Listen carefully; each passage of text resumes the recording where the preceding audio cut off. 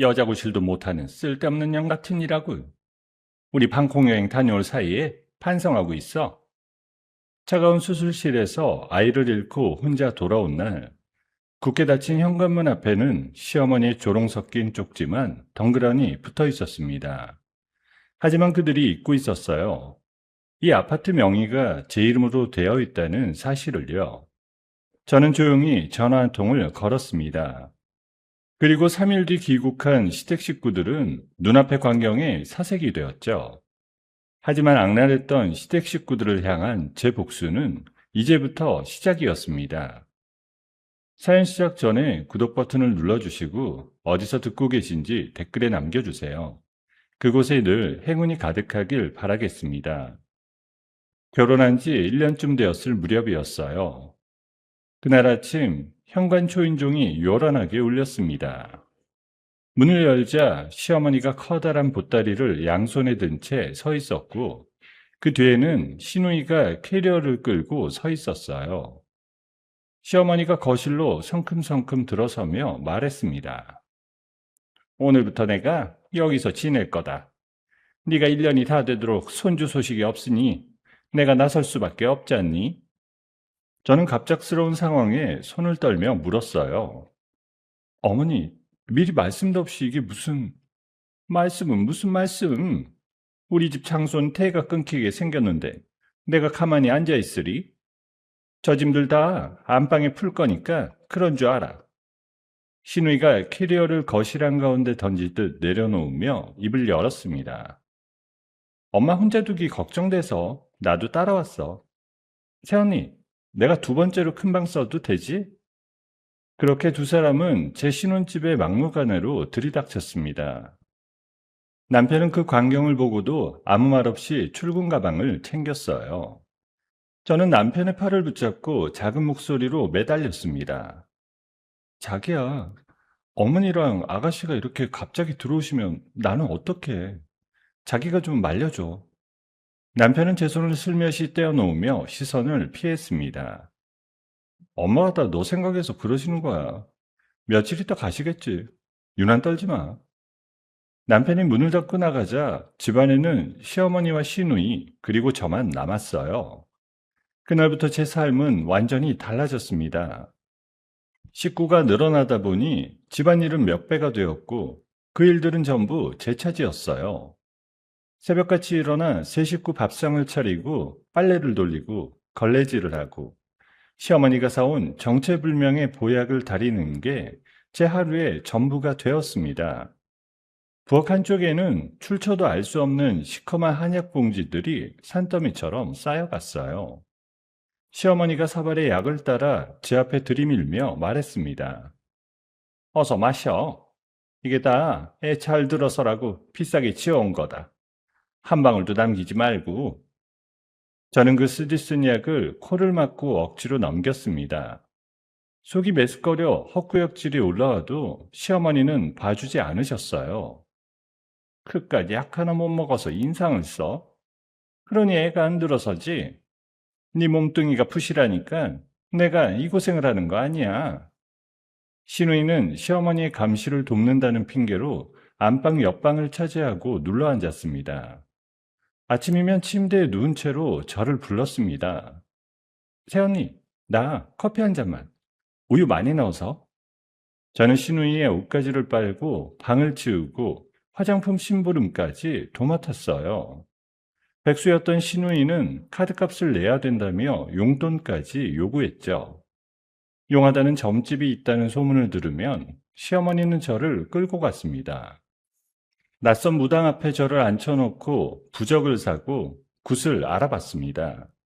한의원이란 한의원은 다 끌려다녔고 결국 시댁의 등살에 밀려 산부인과까지 가게 되었어요.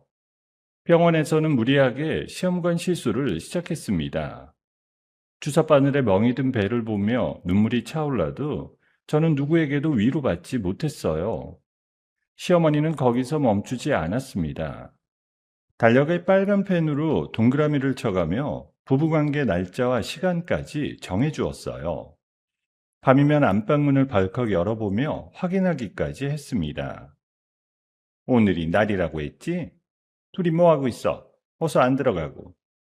저는 얼굴이 화끈거려 고개를 들 수가 없었습니다.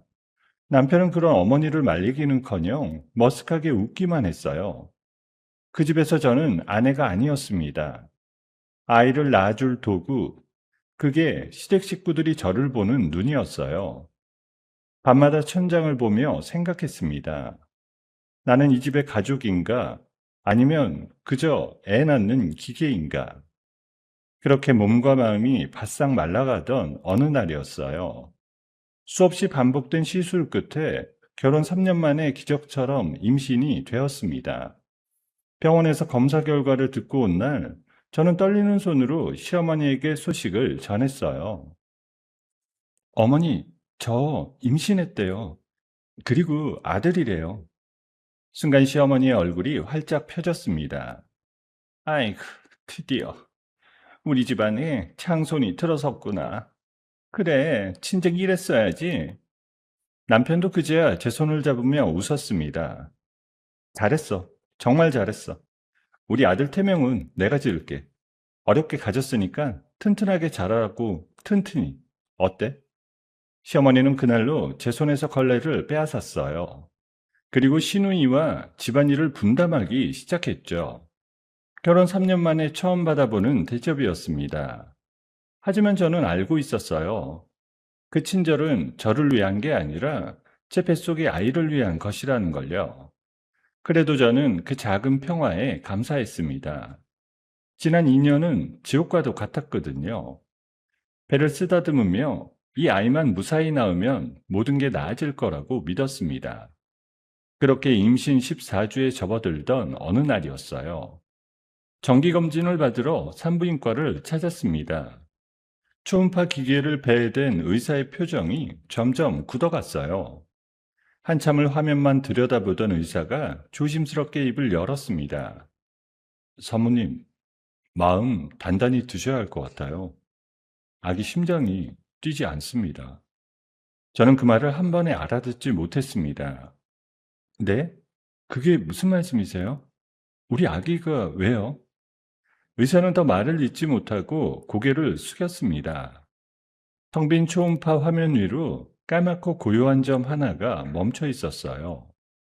저는 그제야 상황을 깨닫고 입을 틀어막았습니다.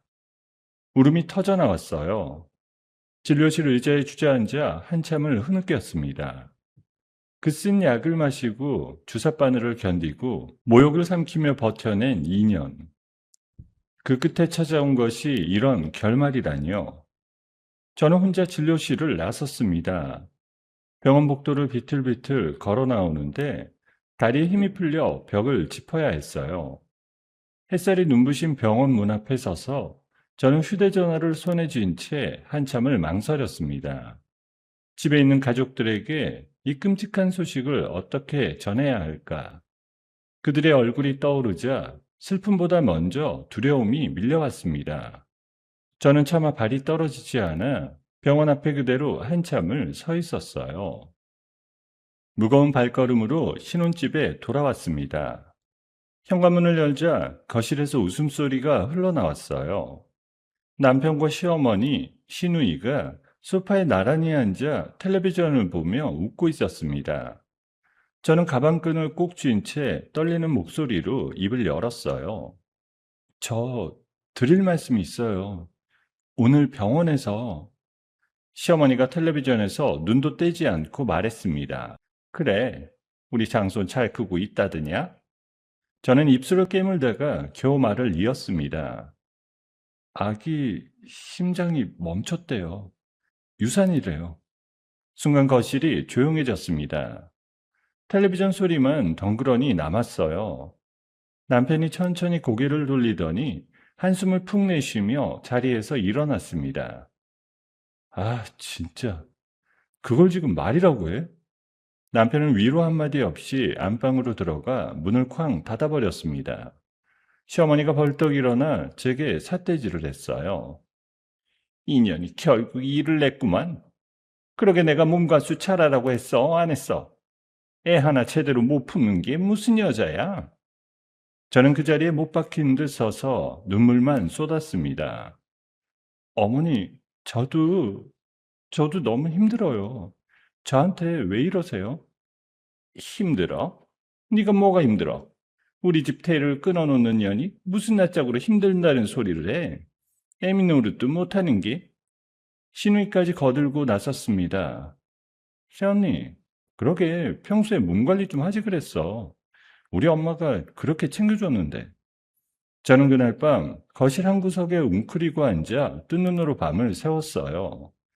유산의 슬픔을 추스를 새도 없었습니다. 그날 이후 열흘 동안 저는 그 집에서 철저히 혼자였어요. 아무도 제게 말을 걸지 않았고 아무도 제 끼니를 챙기지 않았습니다. 저는 유산 수술을 받기로 한 날만 손꼽아 기다렸어요. 마침내 그날 아침이 밝았습니다. 저는 남편이 함께 가주기를 바라며 조심스럽게 말을 꺼냈어요.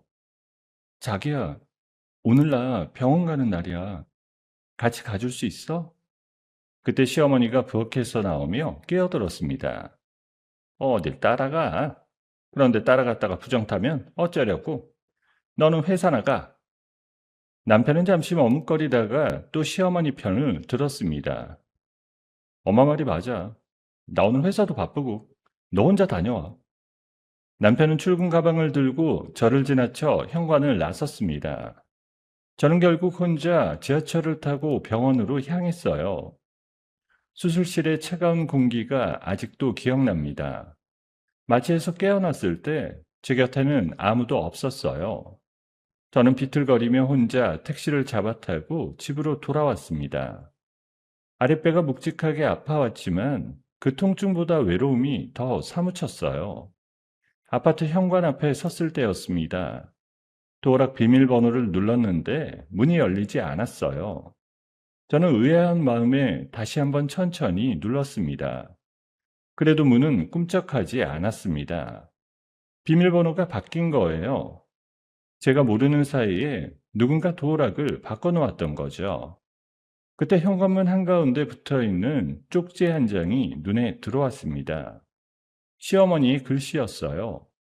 쪽지에는 며느리를 잘못 들여 온 가족이 스트레스를 받았으니 방콕으로 여행을 다녀오겠다는 말이 적혀 있었습니다.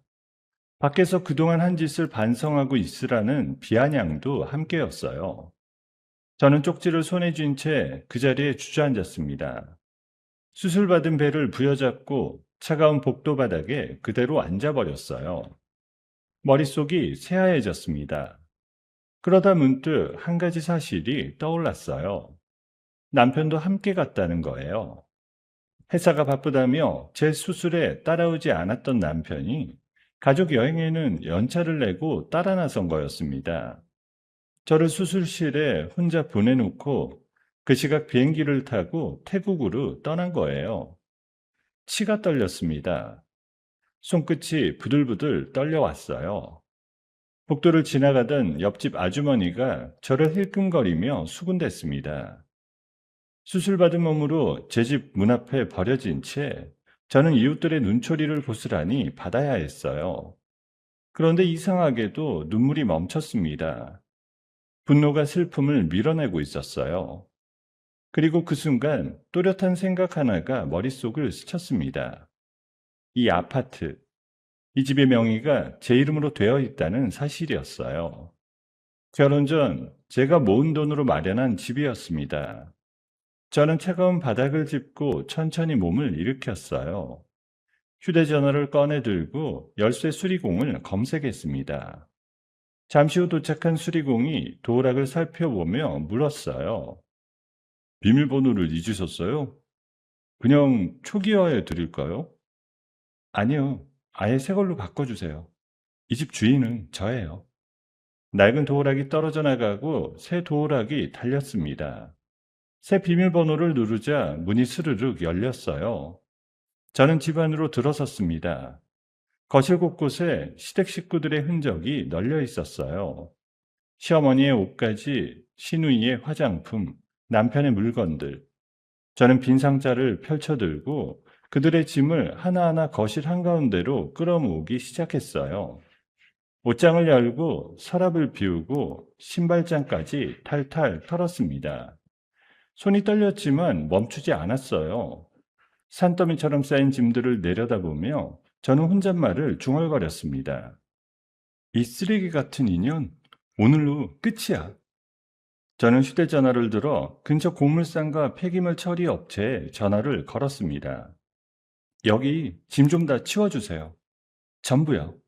하나도 남기지 말고 싹 다 가져가 주세요. 잠시 후 업체 사람들이 도착했습니다. 그들이 짐을 들고 나갈 때마다 제 가슴을 짓누르던 무언가도 함께 빠져나가는 것만 같았어요. 집안이 텅 비어갔습니다. 저는 횡하니 빈 거실 한복판에 서서 천천히 숨을 골랐어요. 이제 시작이라는 생각이 들었습니다. 다음날 아침, 저는 동이 트기도 전에 자리에서 일어났어요. 밤새 한숨도 못 잤지만 정신만은 칼날처럼 또렷했습니다. 저는 휴대전화를 들고 동네 부동산 중개소마다 전화를 돌렸어요. 아파트 하나 내놓으려고요. 금매예요. 오늘 안에 계약할 수 있는 사람으로 찾아주세요. 중개인이 수화기 너머에서 놀란 목소리로 되물었습니다. 오늘 안에요? 사장님, 그렇게 서두르시면 제 값을 못 받으세요. 시세보다 한참 깎이는데 정말 괜찮으시겠어요? 괜찮아요. 싸도 좋으니까 빨리 팔리기만 하면 됩니다. 단, 오늘 바로 돈 넣고 집 받아갈 사람이라야 해요. 저는 시세보다 3할 가까이 깎은 값을 불렀습니다. 그 정도면 헐값이었어요. 대신 조건을 분명히 걸었습니다. 오늘 당장 큰돈을 현금으로 통장에 넣고 그 자리에서 집 열쇠를 받아갈 사람. 워낙 싸게 나온 매물이라 중개소마다 전화통에 불이 났습니다. 오후가 되자 한 남자가 중개인과 함께 집을 찾아왔어요. 말끔한 차림에 부동산으로 돈을 굴린다는 티가 나는 사람이었습니다. 남자는 집안을 쓱 둘러보더니 만족스러운 얼굴로 말했어요. 위치도 좋고 상태도 깨끗하네요. 이 가격이면 저한테는 손해볼 게 하나도 없는 장사죠. 새 끼고 묵혀두기 딱 좋겠어요. 마음 바뀌기 전에 바로 도장 찍읍시다. 잔금이야 천천히 치르면 되는 거고 오늘 계약금이랑 중도금은 현금으로 두둑히 넣어드릴게요. 저는 망설임 없이 고개를 끄덕였습니다. 그날 오후 저는 그 자리에서 매매계약서에 도장을 찍었습니다. 남자는 약속대로 큰돈을 제 통장으로 곧장 입금했어요. 휴대전화에 입금 알림이 연달아 뜨는 걸 확인하고 저는 집 열쇠를 그의 손에 건넸습니다. 속전속결이었어요. 그 사람이 이 집을 묵혀두든 새를 놓든 이제 제 알바가 아니었습니다. 저는 곧장 은행으로 달려갔습니다. 통장에 들어온 돈을 여러 계좌로 잘게 나누어 안전하게 옮겨두었어요.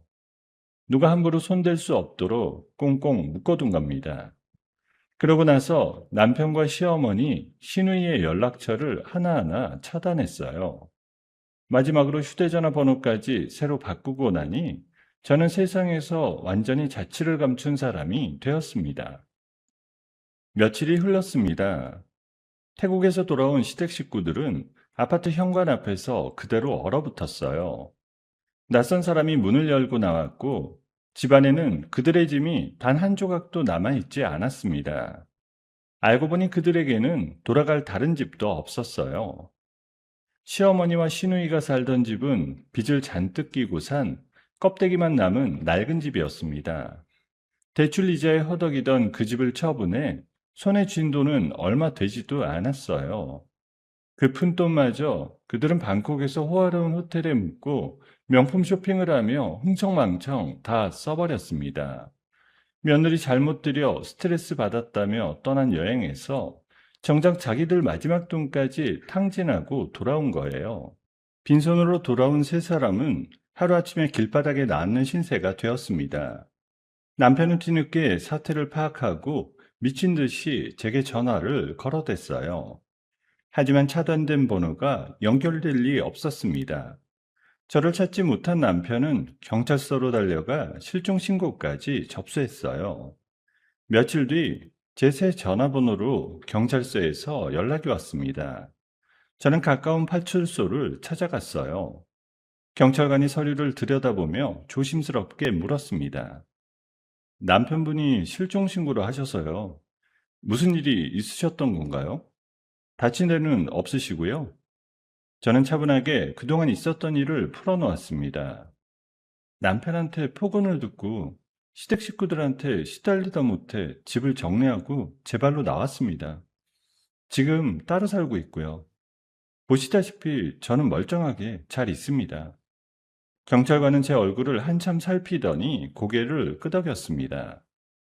본인 의사로 거처를 옮기신 거라면 실종이 아니죠.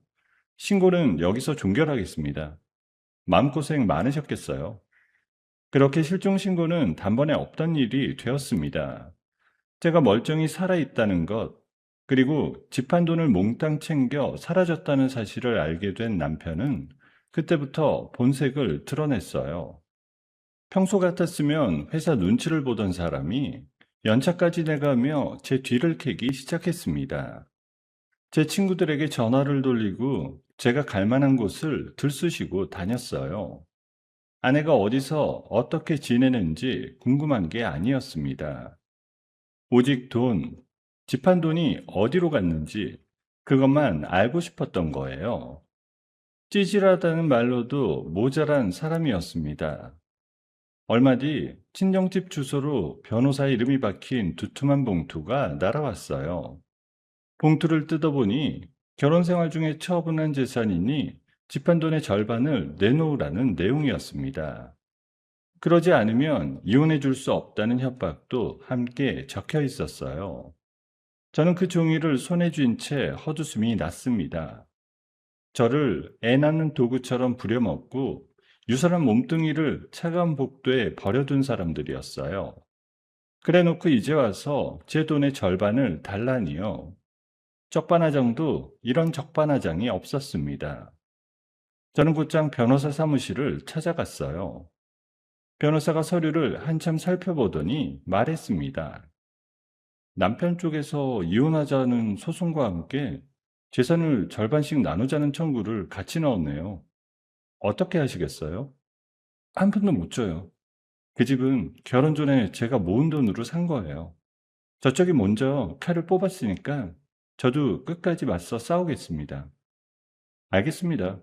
다만 이런 싸움은 길어집니다. 마음 단단히 잡수셔야 돼요. 변호사 사무실 문을 나서는데 갑자기 다리에 힘이 풀렸습니다. 이제 혼자서 기나긴 법정 싸움을 시작해야 한다는 생각에 숨이 턱 막혔습니다. 유산의 아픔이 채 아물기도 전에 저는 많은 일이 한꺼번에 몰아쳤어요. 저는 길가에 한참을 서서 가쁜 숨을 골랐습니다. 그러다 캐리어 손잡이를 꼭 움켜쥐었어요. 이 순간 제가 가고 싶은 곳은 단 한 군데 뿐이었습니다. 어린 시절 제게 유일한 안식처였던 그곳. 저는 캐리어를 끌고 친정엄마가 있는 집으로 향했어요. 도망치는 걸음이었지만 한편으로는 다시 살아보려는 걸음이기도 했습니다. 친정 대문을 열고 들어선 그날 밤이었어요.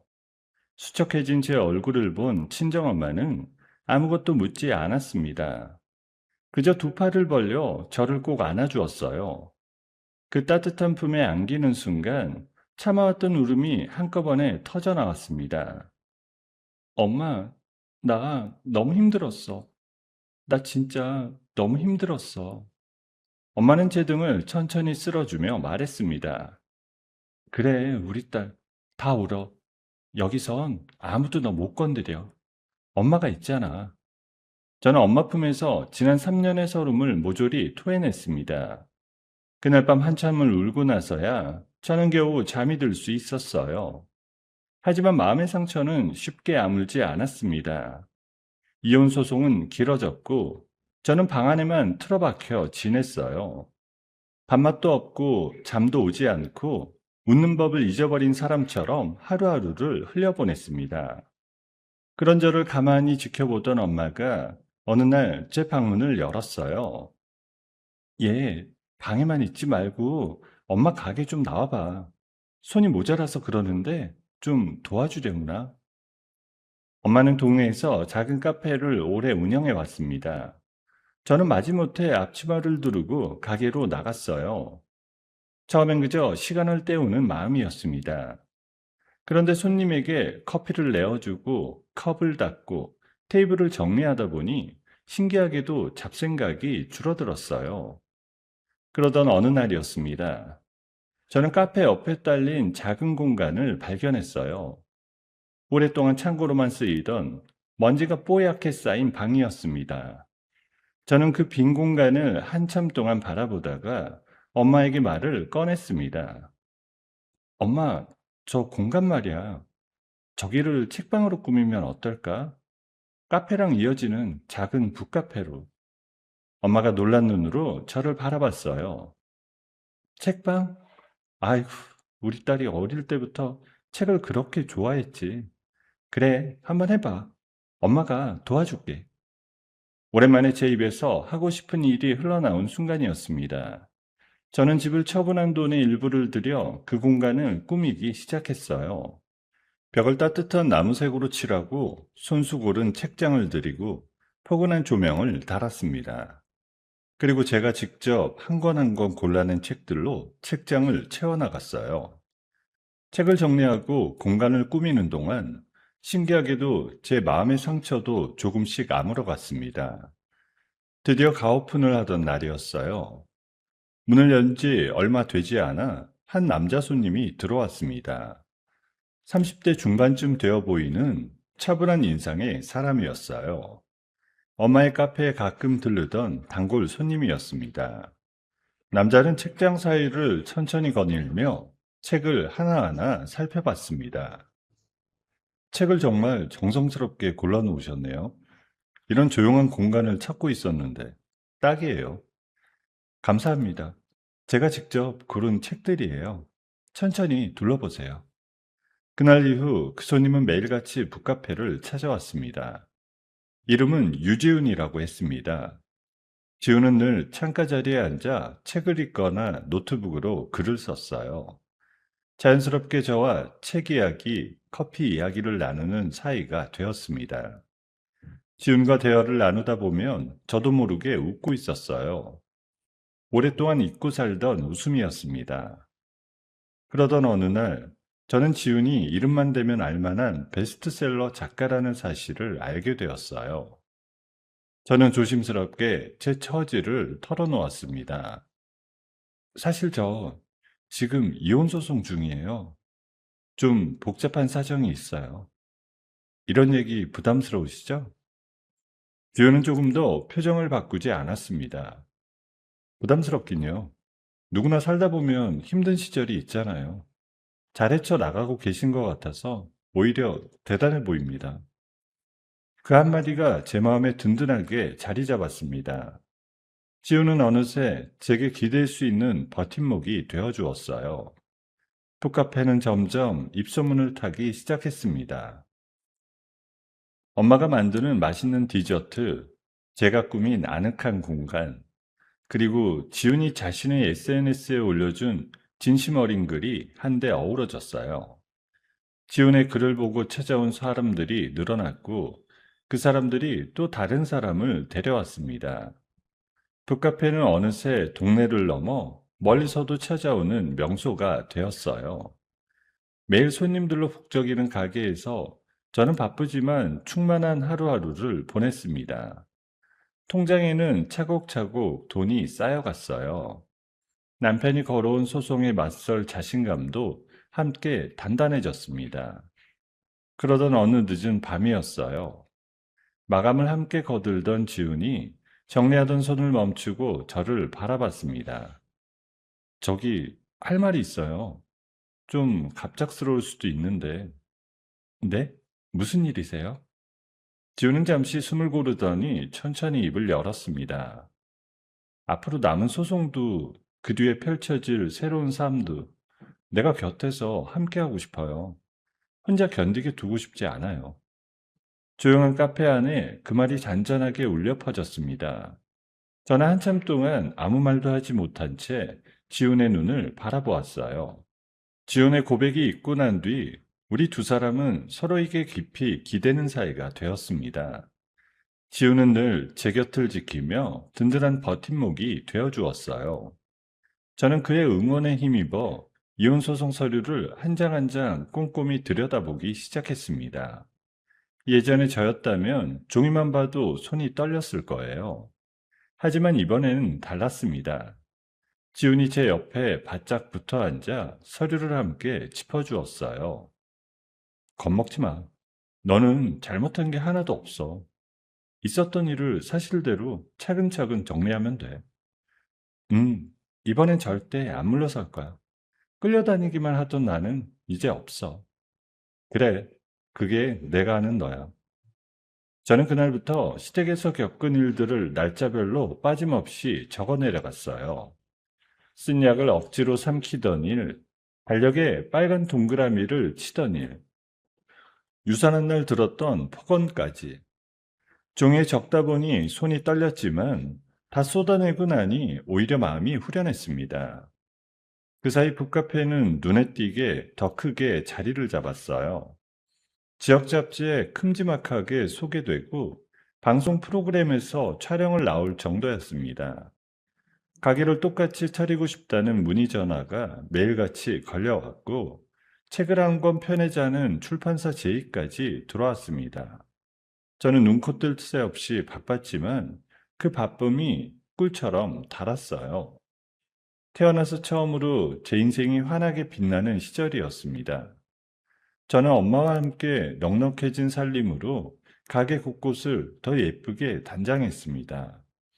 새 책장을 들이고 창가에 화분을 놓고 손님들이 오래 머물 수 있게 푹신한 의자도 새로 들였어요. 일을 마친 저녁이면 지훈과 강변을 나란히 걸었습니다. 선선한 바람을 맞으며 걷다 보면 지난 3년의 지옥 같던 시집살이가 거짓말처럼 아득하게 느껴졌어요. 요즘 네 얼굴이 참 좋아 보여. 처음 만났을 때랑 사람이 달라졌어.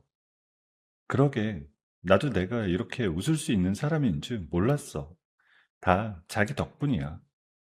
저는 그 평범한 저녁들이 너무도 소중했습니다.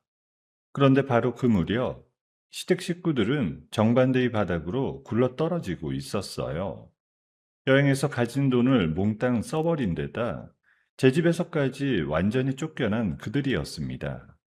세 사람은 보증금도 변변이 없는 낡은 달동네 월세방에 옹기종기 모여 살게 되었어요.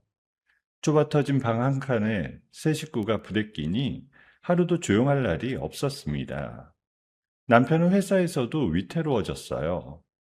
소송 문제로 자꾸 자리를 비우고 제 뒤를 캐고 다니느라 근태가 엉망이 되자 회사에서 곱게 볼 리가 없었습니다. 상사에게 불려가 경고를 받고 결국 해고당할 처지에까지 몰렸어요.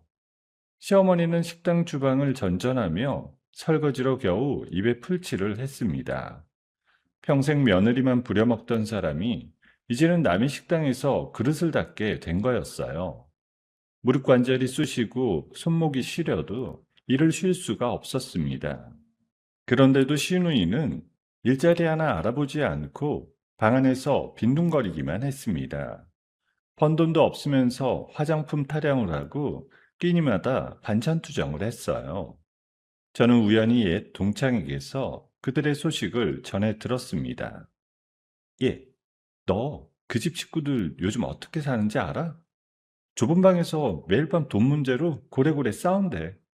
동네 소문이 자자하더라. 그 이야기를 듣는데 묘하게 마음이 후련해졌어요. 제가 그 집에서 죽어라 시달릴 때는 아무도 거들떠보지 않더니 이제는 자기들끼리 물고 뜯고 있구나 싶었습니다. 고소하다는 마음과 함께 이제야 제자리를 찾았다는 안도감이 밀려왔어요. 그 사이 제 통장에는 북카페 수익이 나날이 차곡차곡 쌓여갔습니다. 저는 그 돈으로 이름난 변호사를 선임했어요. 소송 경험이 많고 야무지기로 소문난 사람이었습니다. 이제 재판에 나설 준비가 빈틈없이 끝난 셈이었어요. 드디어 첫 조정기일이 잡혔습니다. 저는 단정한 옷차림으로 법원에 들어섰어요. 먼저 와 있던 남편은 후줄근하게 구겨진 양복을 입고 있었습니다. 불과 몇 달 사이에 사람이 폭삭 늙어 보였어요. 저를 보는 남편의 눈빛이 흔들렸습니다. 여유롭고 당당한 제 모습에 기가 죽은 게 분명했어요. 그래도 남편은 끝까지 추한 욕심을 버리지 못했습니다. 어쨌든 우리가 부부로 같이 산 집이잖아. 그거 판 돈 절반은 내 몫이야. 절반 내놔. 저는 그 말에 코웃음을 쳤습니다. 같이 산 집? 그 집 내가 결혼도 하기 전에 내 돈으로 산 거 당신이 더 잘 알잖아. 당신은 거기에 동전 한 입 보탠 적 없어. 한 푼도 못 줘. 부부였으면 다 같이 일군 재산이지. 너 이렇게 나오면 나도 가만히 있지 않아.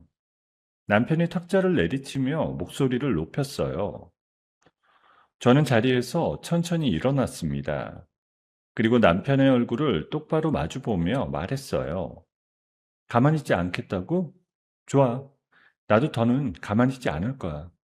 당신하고 어머니가 나한테 한지 그거 하나하나 전부 되돌려 줄 거야. 남편의 얼굴이 하얗게 굳었습니다. 저는 변호사를 통해 그들이 제게 입힌 모든 고통에 대한 위자료를 청구하겠다고 맞받아쳤어요. 대를 잇는다는 핑계로 사람을 도구 취급한 것, 유산한 며느리를 길바닥에 버린 것, 그 모든 죄를 묻겠다고 했습니다. 조정실 아내 군기가 싸늘하게 얼어붙었어요. 남편은 한동안 입도 뻥끗하지 못했습니다. 결국 그날의 조정은 아무런 합의 없이 결렬되었어요. 저는 흔들림 없는 걸음으로 법원 문을 나섰습니다. 문 밖에는 지훈이 저를 기다리고 있었어요. 어땠어? 많이 힘들었지? 아니, 하나도 안 힘들었어. 오히려 이제 진짜 싸움이 시작됐다는 생각이 들어. 지훈이 따뜻하게 웃으며 제 어깨를 가만히 토닥였습니다. 저는 드디어 과거의 사슬을 끊어낼 마지막 한 방을 날렸다는 확신이 들었어요. 조종기 일에서 빈손으로 돌아선 뒤로 남편은 완전히 이성을 잃은 사람 같았습니다. 당당하고 여유롭게 사는 제 모습이 견딜 수 없었던 거예요. 법원에서 느낀 패배감과 질투가 남편을 더 독하게 만들었습니다. 남편은 결국 흥신소에 돈을 주고 제 뒤를 캐기 시작했어요. 그렇게 며칠이 지나 남편은 제가 친정엄마와 함께 운영하는 북카페의 위치를 알아내고 말았습니다. 영업이 한창이던 어느 주말 오후였어요. 가게 안은 책을 펼쳐든 손님들로 가득 차 있었습니다. 따뜻한 커피 향이 감돌고 잔잔한 음악이 흐르는 평화로운 오후였어요. 그때 출입문이 거칠게 벌컥 열렸습니다. 남편과 시어머니, 시누이가 때를 지어 가게 안으로 들이닥쳤어요. 시어머니가 손님들이 다 보는 한가운데서 제게 삿대질을 하며 악을 썼습니다. 이 년이 여기서 떵떵거리며 찰쳐먹고 살고 있었구나. 아직 서류상으로는 우리 집 며느리 인연이 무슨 낯짝으로 혼자 호의호식이야. 저는 행주를 진 손이 떨려왔습니다. 어머니, 여기서 이러지 마세요. 손님들 다 계시잖아요. 시어머니는 제 말을 들은 척도 하지 않았습니다.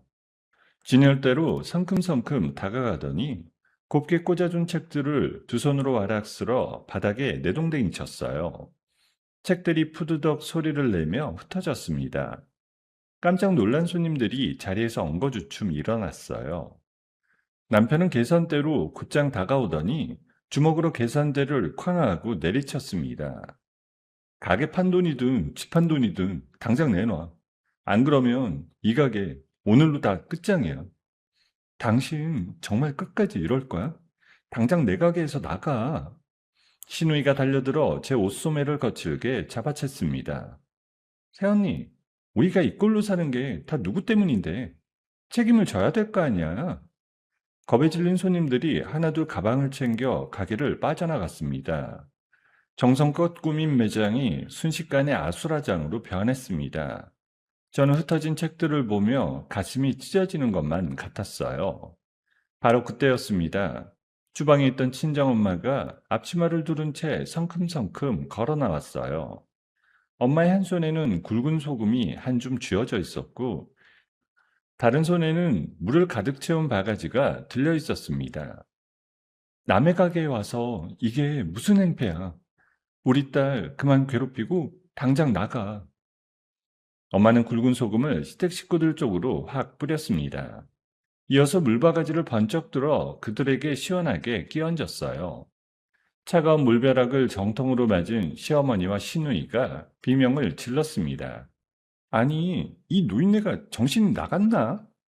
물세례를 맞고 분이 머리끝까지 치민 시누이가 두 손을 치켜들고 엄마에게 달려들려 했어요. 바로 그 순간이었습니다. 출판사 미팅을 마치고 가게로 돌아오던 지훈이 문을 열고 들어섰어요. 지훈은 한눈에 상황을 파악하고는 재빠르게 엄마 앞을 가로막아 섰습니다.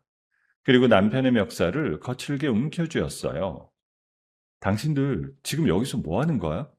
한 발짝만 더 움직여봐. 그땐 정말 가만 안 둘 거니까. 지훈의 서슬퍼런 기세에 시댁 식구들이 주춤주춤 뒤로 물러섰습니다. 세 사람은 물에 빠진 생쥐꼴이 되어 가게 밖으로 밀려났어요. 그러면서도 끝까지 독을 품은 말을 뱉어냈습니다. 두고 봐. 이대로 끝날 줄 알아? 이 가게 내가 반드시 망하게 만들 테니까. 세 사람이 사라진 가게 안에는 무거운 정적만 남았습니다. 저는 엉망이 된 매장 한가운데 주저앉아 흩어진 책들을 끌어모았어요. 그런데 남편이 내뱉은 그 저주는 빈말이 아니었습니다. 다음날 아침이었어요. 동네에서 가장 큰 인터넷 육아 모임과 지역 주민 게시판에 글이 동시에 올라왔습니다.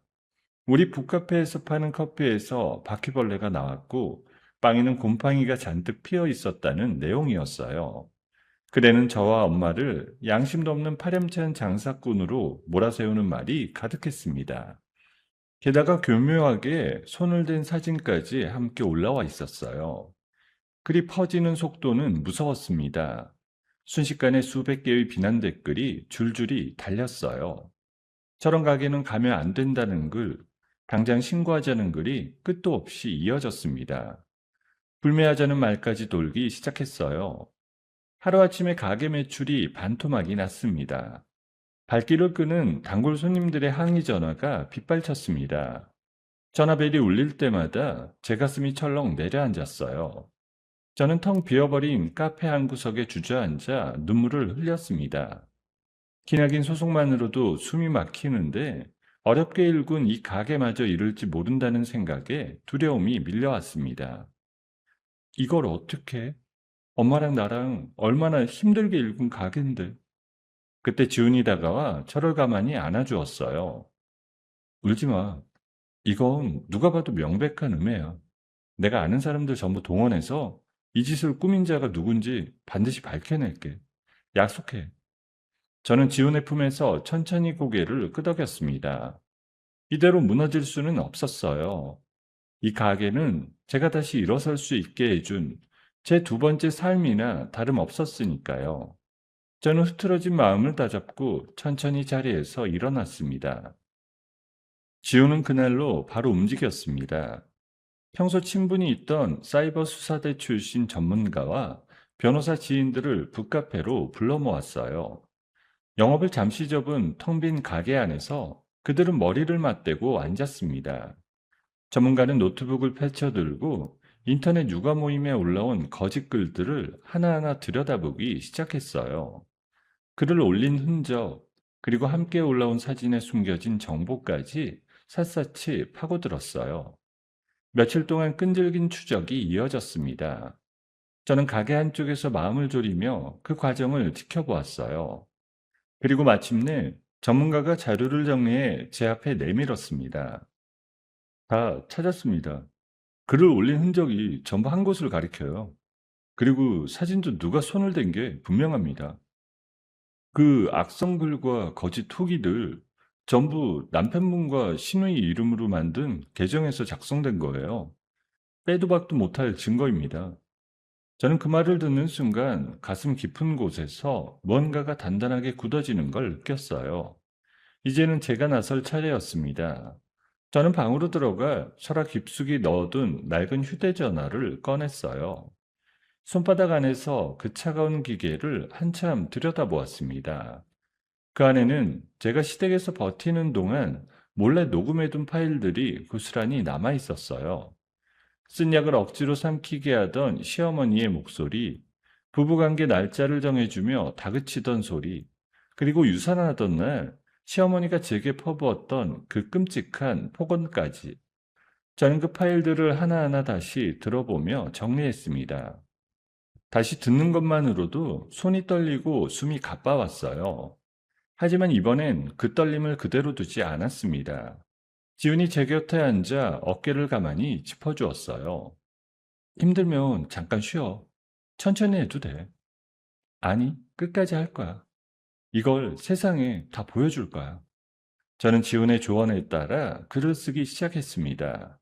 북카페의 공식 계정과 지역 주민 게시판에 올릴 글이었어요. 제목은 거짓 소문에 대한 진실을 밝힌다는 것이었습니다. 저는 먼저 시댁 식구들이 가게에 쳐들어와 행패를 부리던 장면이 담긴 폐쇄로 영상을 올렸습니다. 얼굴을 가리지도 않았어요. 책을 내동댕이 치는 시어머니, 계산대를 내리치는 남편, 제 옷소매를 잡아채는 시누이, 그 모든 장면이 고스란히 담겨 있었습니다. 이어서 시어머니의 소름 끼치는 폭언이 담긴 녹음 파일을 올렸어요. 그리고 유산하던 날 그들이 잠긴 현관문에 붙여놓고 떠난 여행 쪽지 사진도 함께 올렸습니다. 마지막으로 거짓글이 누구의 손에서 나왔는지 밝혀낸 증거를 조목조목 정리해 올렸습니다. 저는 떨리는 손가락으로 글을 올리는 단추를 눌렀습니다. 진실이 담긴 그 글은 무서운 속도로 퍼져나갔어요. 올린 지 단 몇 시간 만에 조회수가 수십만을 넘어섰습니다. 지역 게시판을 넘어 온갖 큰 인터넷 모임으로 들불처럼 번져나갔어요. 여론은 하루아침에 완전히 뒤집혔습니다. 어제까지 저를 손가락질하던 사람들이 이번엔 남편 일가의 만행에 치를 떨었어요. 댓글창에는 분노의 글이 가득 찼습니다.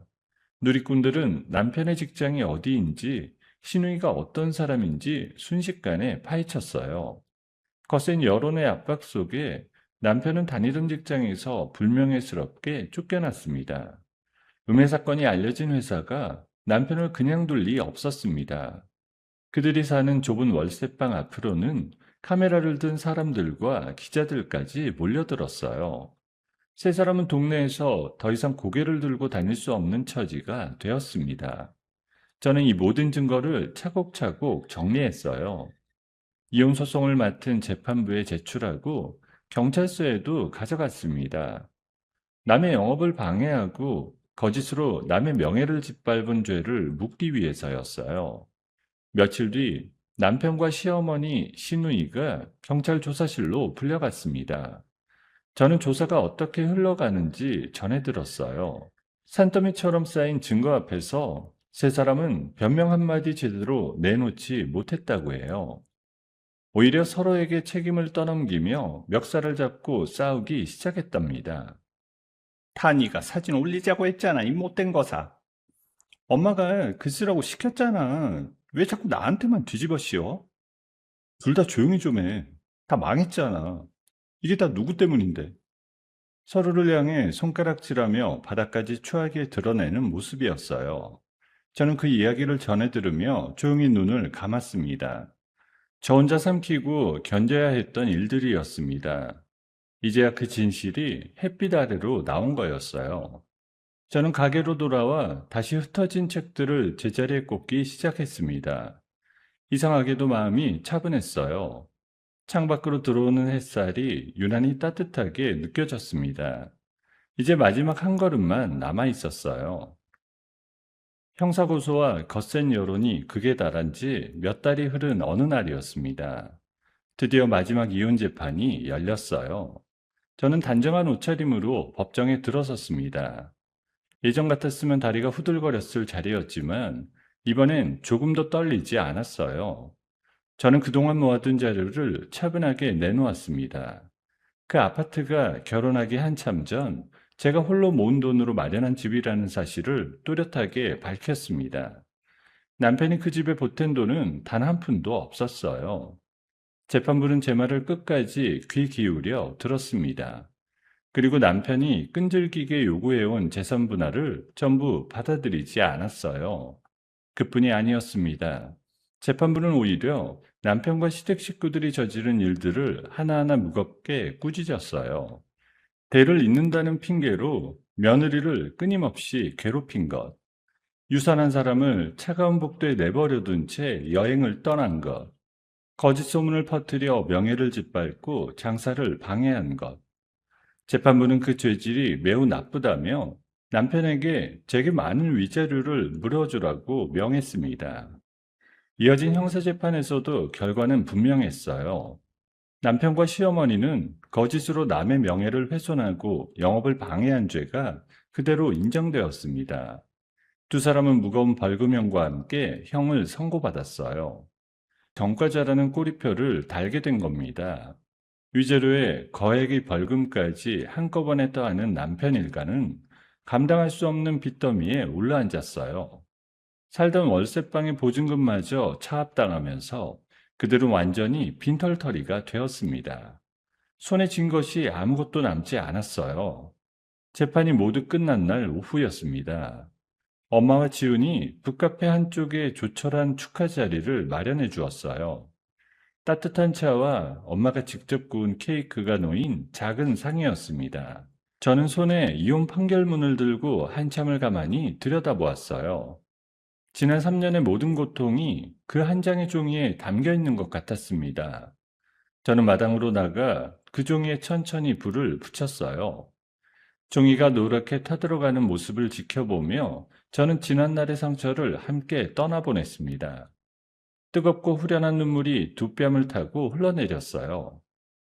고생 많았다, 우리 딸. 이제 다 끝났어. 진짜 다 끝났다. 엄마, 나 이제 정말 괜찮아. 다시 시작할 수 있을 것 같아. 지훈이 다가와 제 손을 꼭 잡아주었습니다. 잘 견뎌냈어. 이제부터는 좋은 일만 있을 거야. 내가 곁에 있을게. 모든 위기를 이겨낸 북카페는 다시 활짝 문을 열었습니다. 진실을 알게 된 사람들이 미안한 마음을 담아 가게를 다시 찾아주었어요. 응원의 글이 줄을 이었고 갈 길을 끊었던 단골 손님들도 하나둘 돌아왔습니다. 북카페는 연일 최고 매출을 새로 쓰며 전국 곳곳에서 일부러 찾아오는 명소로 완전히 자리를 잡았어요. 저는 엄마와 함께 바쁘지만 행복한 하루하루를 보냈습니다. 그렇게 몇 해의 시간이 흘렀어요. 어느 추운 겨울날이었습니다. 저는 지훈과 팔짱을 끼고 거리를 걷고 있었어요. 차가운 바람 속에서도 마음만은 더없이 따뜻한 날이었습니다. 그러다 길 한복판에서 어떤 소란을 보게 되었어요.